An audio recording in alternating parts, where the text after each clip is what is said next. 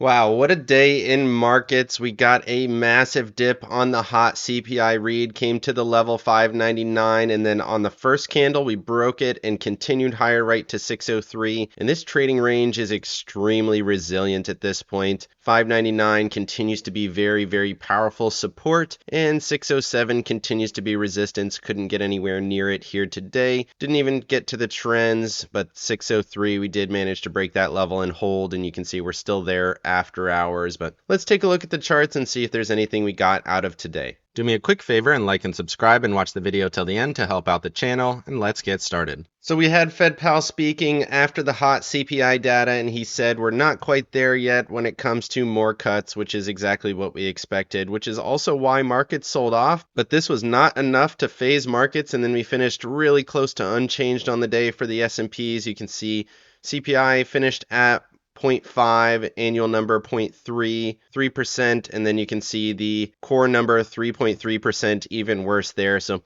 everything was hot across the board. That's not what we wanted to see, and it makes sense that he talked about this at the semi-annual monetary report. Moving over to fear and greed, really unchanged, 44 from a 46. We are into fear just a smidgen, but not much, rolling over a little bit, still in the same consolidation we've been in for almost a quarter at this point. We've been here forever. Strength continues to show a little bit of movement higher into that regular fear category. We got into that yesterday. Put call ratio getting a little bit of a bounce here today. Volatility still in neutral, safe haven demand still in fear, and then junk bonds rolling over a little bit more into regular greed. Then quick look at the economic calendar. You can see all those numbers higher than expected, so really, really hot, and that's why we saw the big sell-off. But crazy to me how much markets recovered during the session. 10-year note auction, actually a little bit softer than the previous. Interesting. Maybe that's a little bit of why we did see yields go higher, but not too much higher. And then for tomorrow, we have PPI. That'll be the big one. I would expect that to come in hot as well. The expectation is already a step up. 30-year bond auction, that'll probably come in a little bit higher as well, probably close to that 5 number. And then for the Friday, we do have the core and headline retail sales, a little bit of economic data, but not much else. Really the retail sales. Moving over to the markets here, you can see the S&Ps were down about 1/3%, and they're actually up a smidgen after hours, back into the same trading range we were in yesterday, 603 to 607. Momentum still bearish. RSI still rejecting off the SMA like we expected it to, but price hanging in there really, really strong. Maybe this is a first test of that kind of initial start to swing down where you kind of push into it, you take out all the stops here, and then we kind of get that rollover effect after. I've seen that before, and this is kind of a similar setup to that where you almost retrace the whole move, but not quite, and then you kind of see this roll off tomorrow. Maybe, but right now, based on the evidence we have, this kind of structure continues to maintain, and we are still in the same range we've been in. Almost got to the 55 EMA there at 597.87. Ultimately, I still think this is going to break down, but the trading range has been extremely resilient. Then moving over to the Tasty charts here, you can see we're back into the middle of the range. We did get a little bit of a balloon out after hitting that lower band, so a little bit more volatility, but look at this finish, basically sideways choppy on the hourly chart, back into the middle of this trading range. It seems like markets really, really want to be here, at least for now, with no clear direction. Moving over to the NASDAQ, a little bit of a different thesis from the S&Ps. It actually managed to go positive on the day, just 31 cents, but after hours, we're seeing about $1 of upside. The 530 level is still key resistance. We've touched that level multiple times. I'm not expecting to get above it, but if we do, then that's obviously going to be a pretty bullish indicator, especially with how many times we've rejected off of it. 530 continues to be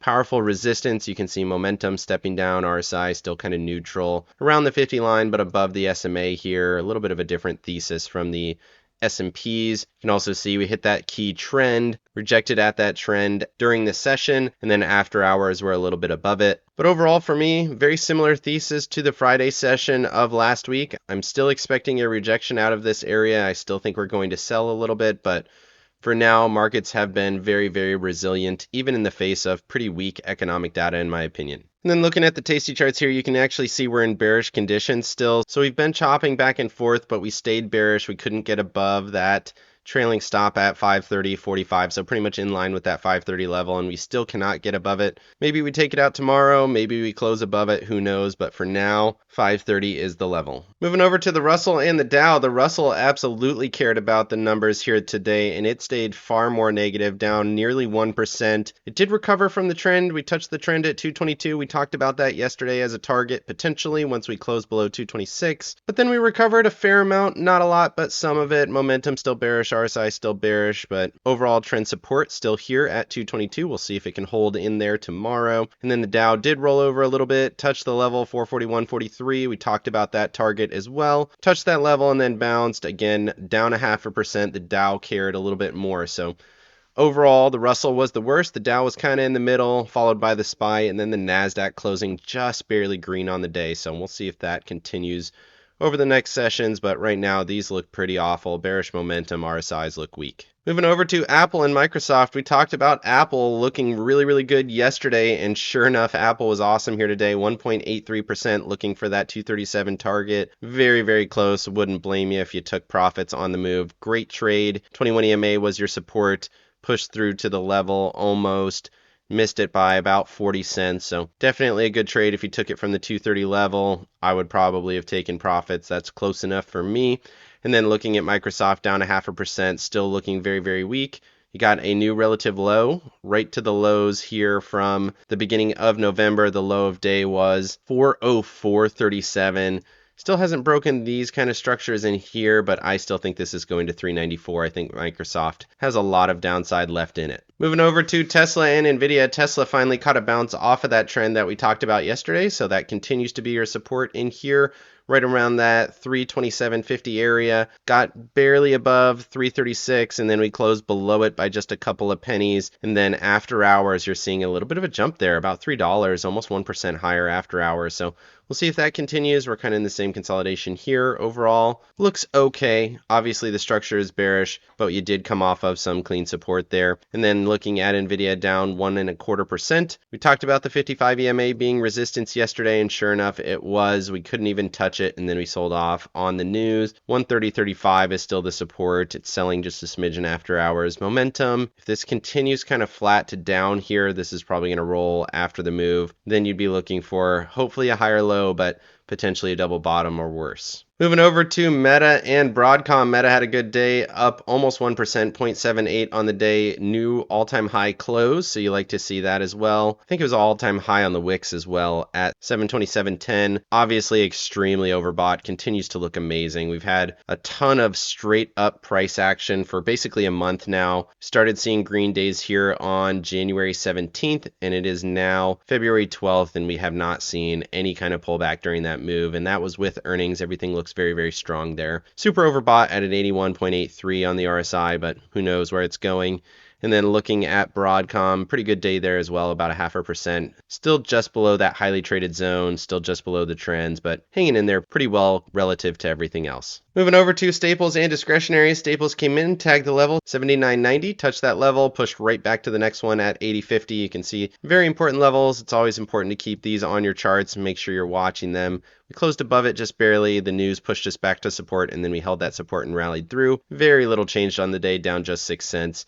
And then you can see discretionary is only down 4 cents as well, so that held in there quite well. Looks way worse because you do have a new relative low in this kind of down move here. We're still looking to see if we can get to this low here around 219, maybe as low as 218, and then my level 215. So you're in a zone. Is it going to hold support in here? I would say probably not, but again, markets have been very resilient. Moving over to transports and real estate. Transports doing quite well, even with the down move. You can see we came into that 9 EMA around 70.60, and then we bounced to positive on the day, about 0.25%. Big volume, momentum bullish. Seems like somebody's moving into transports. Transports has been doing really, really well. Look at that volume relative to everything else.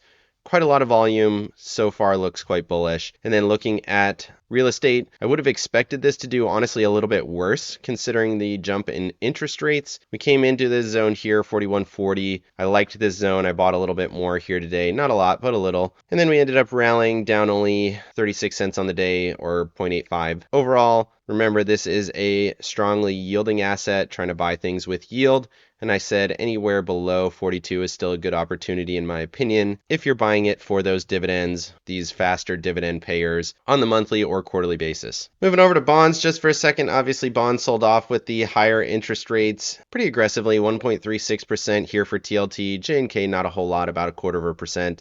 Still holding up quite well. We talked about it on Fear and Greed. High yielding assets continue to hang in there quite strong, even with the selling that's happening. Again, buying a little bit, nibbles here and there. I still think this is a good zone. Anywhere between 85 and really the 87 area. Dipped into that zone. I think this is a buying opportunity. Said this was extended here, and now we're back into this kind of buying zone for me. Moving over to my accounts, I was pretty much unchanged on the day. I put on a bunch of calls. I thought we were going to sell off, and we did, and then we ended up rallying super aggressively through, and I had to put some shares on here so you can see 200 shares. Bought those late in the session, 527.70. Definitely was not following my rules to the T. I should have bought around 526.50 on that level break. Realistically, I could have bought even sooner, but I just didn't think we were going to hold up. And then markets were extremely strong, and you can see we're rallying through now. 5:30.15 here in the after hours. We'll see if that holds through with PPI data tomorrow. Who knows? And I actually have two sets of calls on here, two for 2 days out at 529. So the price there is 530.50 for 2 days from now. That's the Friday session. And then 533 for 9 days out. That's $3 credit. So that would be 536. Like I said, I think 530 is going to hold, but this is so aggressive after hours. Maybe PPI, like I said, pushes us down a little bit. And then in terms of the IWM, I did sell at 221 for tomorrow. Wanted to be pretty conservative, just below that trend for 50 cents. Didn't want to be super involved, but markets held in there pretty strong, stronger than I would have expected, and I wanted to participate in that. You can see $20 profit, another 31 cents left on it.